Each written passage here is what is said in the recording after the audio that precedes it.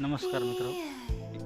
हे पाठीमागे दिसतंय खैराचं झाड आहे आणि हे खैराचे पीक घेण्यासाठी मी आलेलो आहे. हे आहे कोयता.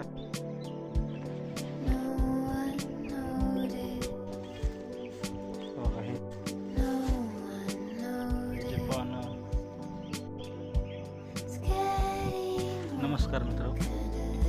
हे पाठीमागे दिसतंय खैराचं झाड आहे आणि हे खैराचे पीक घेण्यासाठी मी आलेलो आहे. हे आहे कोयता. मी आता तोडणार आहे. याची माहिती सांगण्यासाठी